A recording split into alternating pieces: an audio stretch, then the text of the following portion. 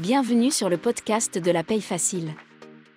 Je suis la narratrice et je suis heureuse de vous présenter les conseils d'Anthony Rocca. Vous pouvez retrouver l'ensemble des conseils à l'adresse la-paye-facile.com.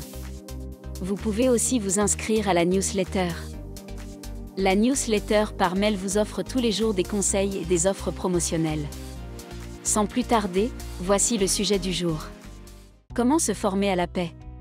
Pour se former à la paix, il existe plusieurs solutions. Suivre une formation diplômante pour obtenir un diplôme de gestionnaire de paix ou se former à la paix en auto-apprentissage.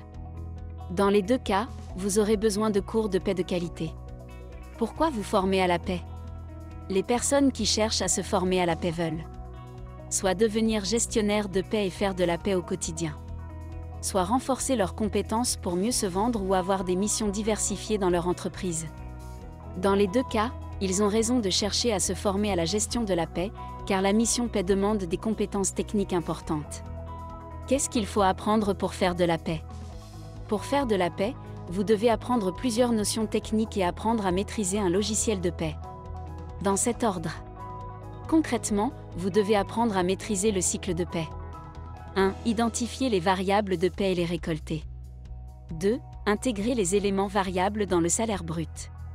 3. Calculer les cotisations sociales en fonction du salaire brut et des spécificités légales et conventionnelles de l'entreprise. 4. Déterminer le salaire net fiscal pour calculer le montant du prélèvement à la source de l'impôt sur le revenu. 5. Calculer le salaire net payé aux salariés. Mais ce n'est pas tout, vous devez également maîtriser l'administration du personnel. 1. Réaliser les formalités liées à l'embauche du salarié. 2. Gérer le dossier social de l'entreprise au quotidien, par exemple, gérer les arrêts de travail. 3. Rédiger les contrats de travail et les avenants aux contrats de travail. 4. Faire les formalités liées aux sorties, solde de tout compte, certificat de travail, attestation de salaire pour Pôle emploi. Enfin, pour être complet pour faire la paix, vous devez maîtriser les déclarations sociales. Vous devez savoir 1. Intégrer les fiches de paramétrage des organismes complémentaires. 2. Calculer les cotisations sociales de toute une entreprise. 3. Générer, vérifier et transmettre une déclaration sociale nominative, DSN, sur NetEntreprise. 4. Vérifier les comptes rendus. Vous devez savoir tout ça de manière théorique mais aussi de manière pratique avec un vrai logiciel de paix. Qui a dit que se former à la paix ne demandait pas de travail personnel ? Bref, pour apprendre la paix vous devez donc vous former en suivant une formation diplômante gestionnaire de paix. Et travailler de votre côté avec des cours de paix spécialisés.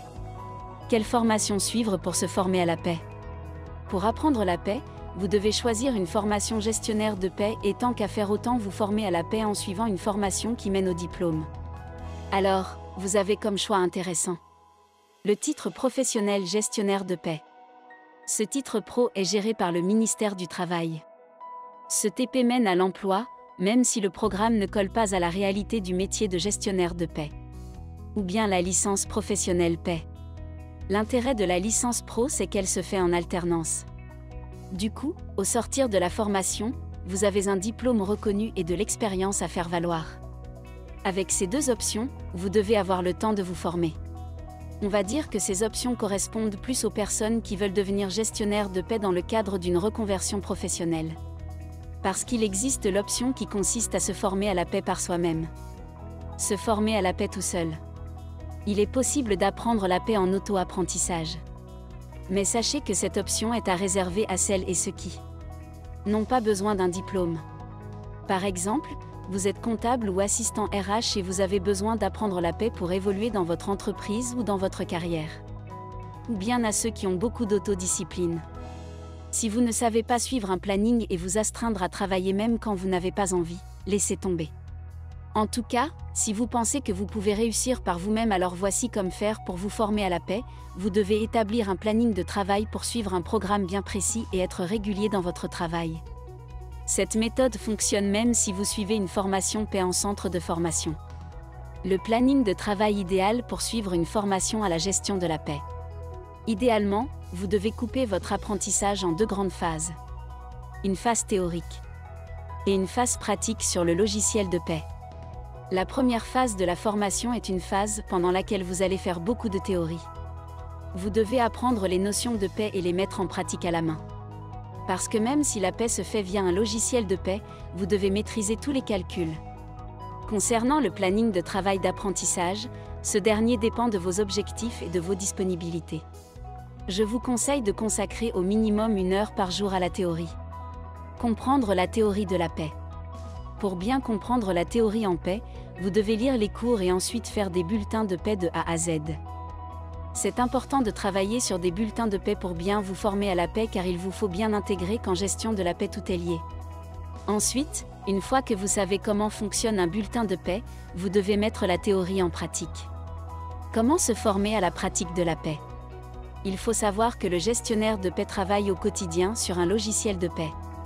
Il est logique que pour vraiment vous former à la paie vous devez maîtriser un logiciel de paie. La seconde phase d'apprentissage consiste donc à travailler sur le logiciel de paie. Pour bien vous en sortir, vous devez apprendre à créer une société de A à Z. Puis créer des salariés. Intégrer les fiches de paramétrage des organismes complémentaires. Calculer et contrôler les bulletins de paie. Générer et transmettre les cotisations sociales avec la DSN. Pour recevoir tous les jours des conseils et des offres promotionnelles pour réussir à devenir gestionnaire de paie, abonnez-vous à la newsletter d'Anthony Rocca.